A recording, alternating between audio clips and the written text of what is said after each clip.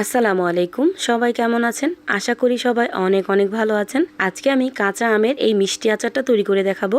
এই আচারটা তৈরি করতে কিন্তু হাতে গোনা 5 থেকে 6 মিনিট হলেই তৈরি করে নেওয়া যায়। এখন কথা না বাড়িয়ে দেখে নেই আমি কিভাবে এই আচারটা তৈরি করলাম। কাঁচা আমের এই আচারটা তৈরি করার জন্য প্রথমে এখানে আমি কিছুটা পরিমাণ কাঁচা আম নিয়ে নিছি। এখন এই আমগুলোকে একটা পিলারের সাহায্যে খুব ভালোভাবে ছিলে নিব। আমটা ছিলার সময় অবশ্যই খেয়াল রাখবেন যেন আমের গায়ে সবুজ অংশটা না থাকে। এভাবে আমি সবকটা আম ছিলে ঠিক এইভাবে কেটে নেব। আঠিটাকে বাদ দিয়ে আমি আমটাকে এইভাবে ঠিক টুকরো টুকরো করে কেটে নিছি। যেহেতু আমগুলো অনেকটাই ছোট, এজন্য টুকরোগুলো ছোট ছোট হয়েছে। আপনারা যদি বড় আম নেন তাহলে কিন্তু টুকরোগুলো বড় হবে আর আচারটা দেখতে ভালো লাগবে। এখন এই আমগুলোকে আমি আগে থেকে কিন্তু খুব ভালোভাবে ধুয়ে রাখছিলাম। এখানে আমি 1 কেজি পরিমাণ আমের জন্য 1 কাপ পরিমাণ চিনি দিয়ে দিলাম হাফ চামচ পরিমাণ লবণ। এখন সব কিছু খুব ভালোভাবে একটু মিশিয়ে নিতে হবে। মিশিয়ে নেওয়া হয়ে গেলে ঢাকনা লাগিয়ে আমি আধ ঘন্টার জন্য ঠিক এইভাবে ঢেকে রেখে দেব। আধ ঘন্টা পর ঢাকনাটা উঠিয়ে নিলাম। আর এই তো দেখতেই পাচ্ছেন চিনিতে কিন্তু পানি ছেড়ে দিছে আর চিনিটাও খুব ভালোভাবে গলে গেছে। এখন আমি আচারটা বানাতে চলে যাব। চুলায় আমি একটা ফ্রাই প্যান বসাই দিয়েছি। এখন সবগুলো আমের টুকরো আমি ফ্রাই প্যানে দিয়ে দিলাম। এখন এই চিনি শিরাটাকে অনবরত নেড়েচেড়ে খুব ভালোভাবে রান্না করে নিতে হবে।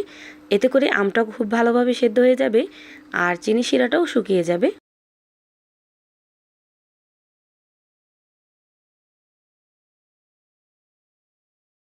এইভাবে আমি 5 থেকে 6 মিনিট পর্যন্ত খুব ভালোভাবে রান্না করে নিয়েছি।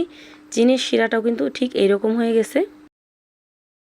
এই পর্যায়ে এসে এখানে আমি দিয়ে দিব 1 টিস্পুন পরিমাণ কালো জিরা। কালো জিরাটা একেবারে অপশনাল, চাইলে দিতে পারেন, না দিলেও কোনো সমস্যা নাই। দিয়ে দিলাম 1 টিস্পুন পরিমাণ পাঁচফোড়নের গুঁড়া। এখন সবকিছু খুব ভালোভাবে একটু মিশিয়ে নিব। এখানে পাঁচফোড়নের পরিমাণটা কিন্তু অনেকটাই কম যাবে।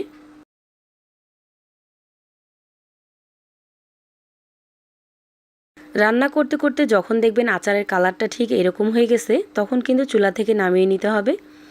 এর থেকে বেশি কিন্তু শিরাটাকে শুকানো যাবে না, এতে করে আচারের গায়ে শিরাটা প্রবেশ করবে না, চিনি শিরার মতো হয়ে থাকবে। দেখতেই পাচ্ছেন কত সহজে আচার তৈরি করা যায়। আর এই আচারটা তৈরি করা যেমন সহজ, খেতে কিন্তু অসম্ভব মজা হয়।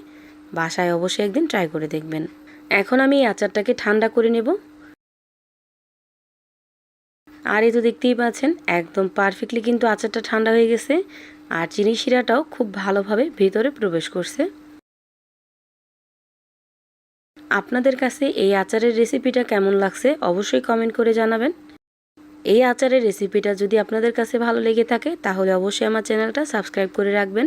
সবাই ভালো থাকবেন, সুস্থ থাকবেন। আল্লাহ হাফেজ।